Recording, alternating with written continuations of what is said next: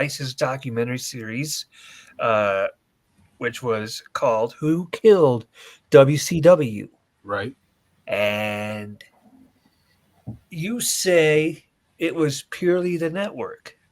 It absolutely was. And the man, it's crazy that the man who canceled WCW sadly passed away today, and Jamie Kellner.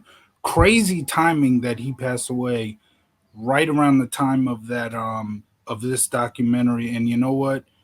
I know I am, as well as a lot of wrestling fans who love WCW. We did not like that guy because of the fact that he was the guy that canceled WCW. But when it comes to life, real life, that is far more important than a television show. Jamie Kellner, rest in peace, man.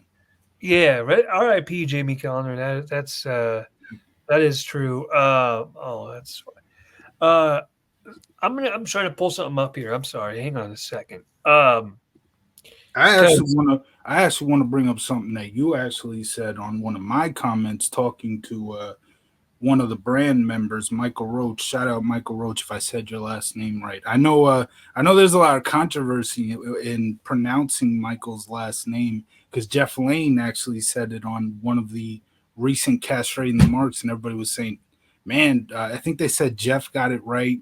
And whenever Russo says his name, he always gets it wrong or something like that. I'm probably getting it wrong, so yeah, I'm sorry about that. But okay. shout out to him. I do have something I want to talk about.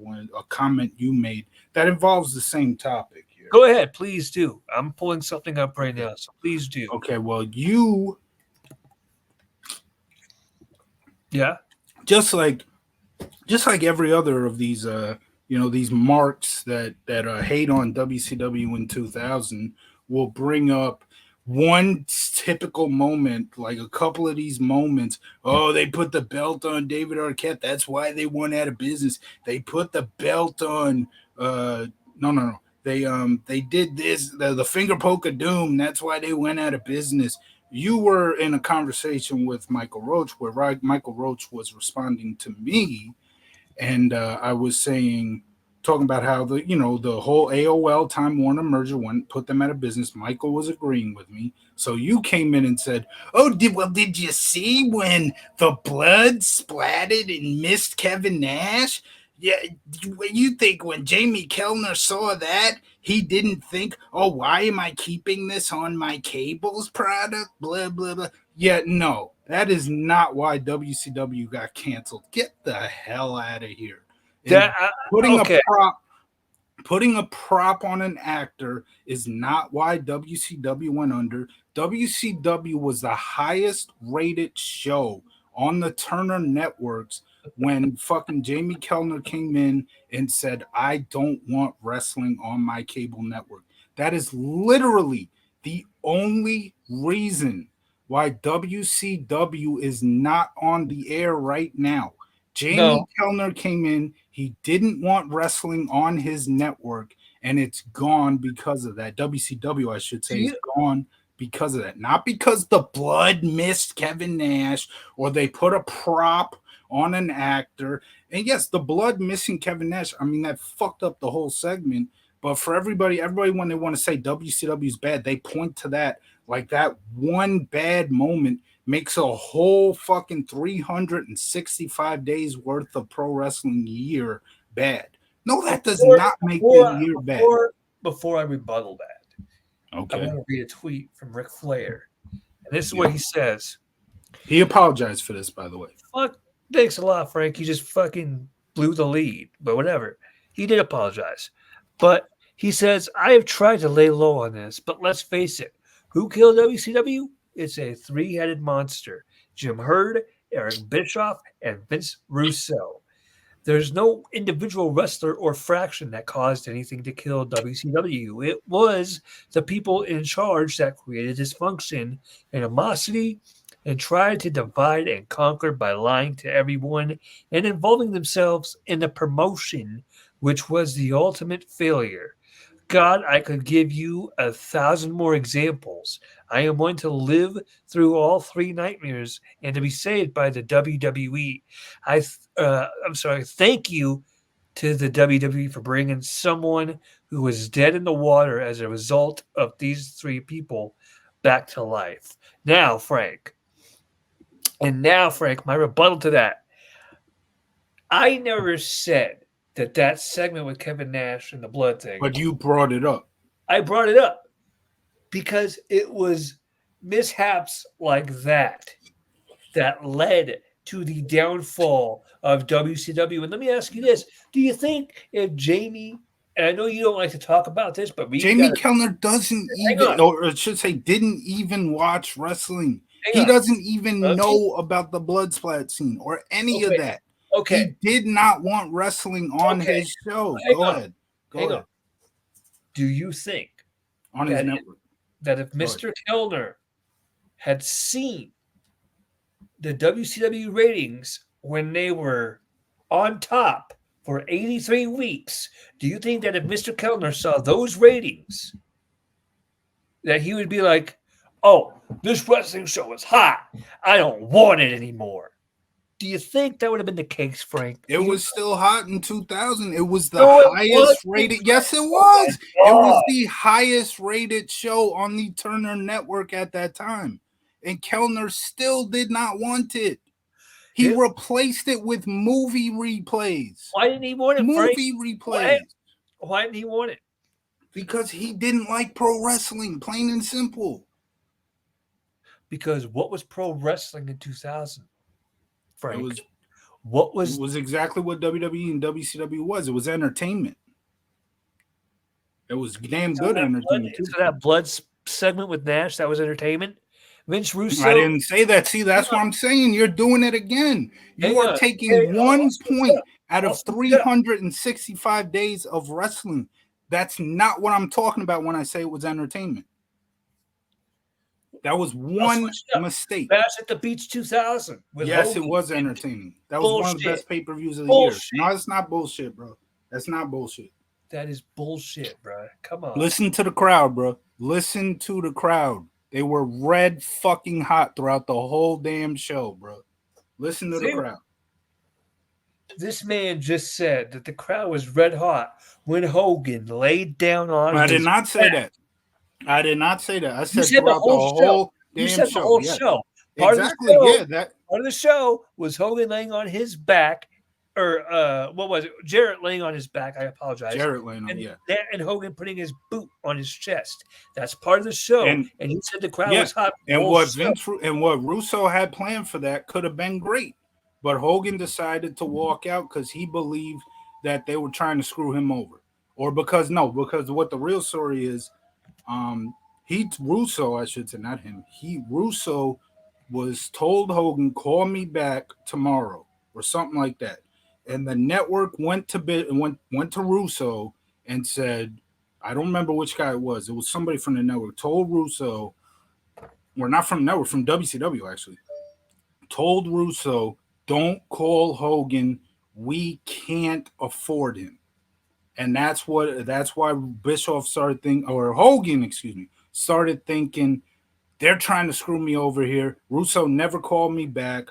I'm done. That's legitimately what happened. Where did you get that from? Vince Russo? From Vince Russo, yeah. Okay. Well. So I'm not sure how accurate that is. Because have you heard Eric Bischoff's Were you there? Version? Were you there? Were you? No. But I'm getting it from the horse's mouth.